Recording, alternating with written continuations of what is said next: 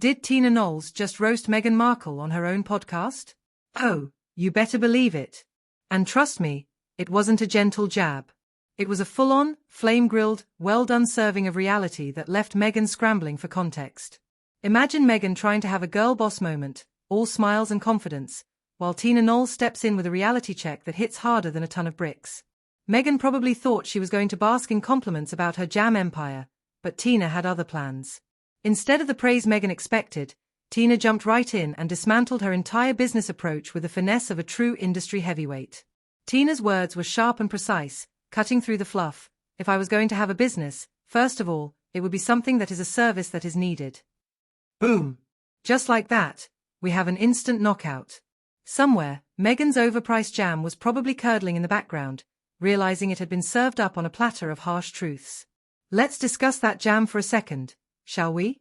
Or as we've come to know it, the overpriced, understocked, bitter spread that thinks it's Beyoncé. Meghan had the audacity to boast about her product selling out in 45 minutes, as if that was some monumental achievement. But then Tina swoops in with a reality check. That's not a flex if you can't restock.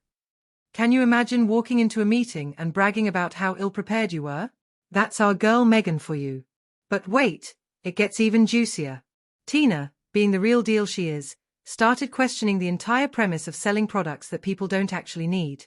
She built her salon empire because, let's face it, people need haircuts. Meanwhile, Meghan is out here trying to turn herbal sprinkles into some kind of revolutionary product. Spoiler alert, jam isn't essential, especially when it's runny, bitter, and packaged in what looks like a sad little souvenir jar from a beige wedding. And then, the cherry on top of this shady sundae? Meghan hadn't even bothered to read Tina's best-selling book before the interview. You're talking to the mother of the Queen of Pop, and you didn't do your homework? The level of disrespect was off the charts, practically doing somersaults in the recycling bin where Meghan's keepsake boxes probably belong.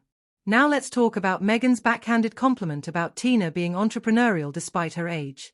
Seriously? That was peak OK boomer energy. Tina took it in stride, but you just know if Beyoncé were there, she would have side-eyed that comment into another galaxy. When it came to family talk, that was a whole other level of reality. Tina spoke passionately about fighting for her family, loving her daughters, and even caving during arguments because she cares so much. On the flip side, you have Meghan, sitting there with more estranged relatives than a soap opera cast. It was an emotional mic drop moment, and you could bet Meghan didn't even realize it was happening. By the time Meghan started discussing her grand plans to launch a business with her daughter, it was painfully obvious she was flailing.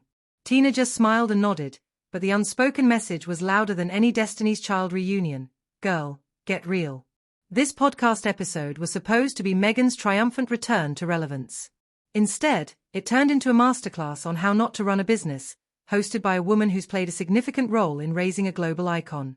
Tina didn't just roast Meghan. No, she slow-cooked her with wisdom and served it up with a side of, bless your heart. And Meghan? She didn't even flinch.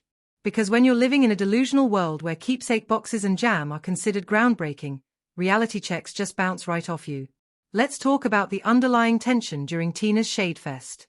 It was all there, salty, forced, and 100% aware that this was not the adoring interview Meghan had scripted in her head. She thought she was walking into a TED Talk moment, but what she got instead was a TED roast.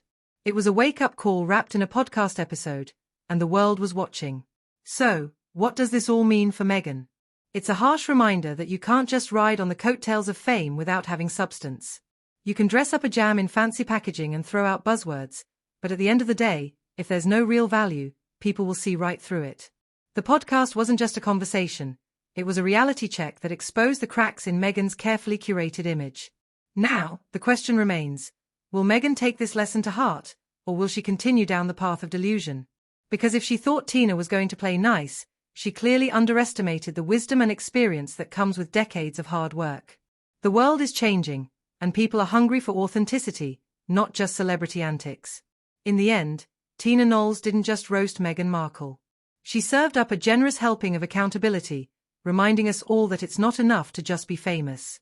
You have to back it up with real impact, real service, and real understanding of what people actually need. It's a lesson not just for Meghan but for anyone trying to make a name for themselves in the crowded world of business and celebrity.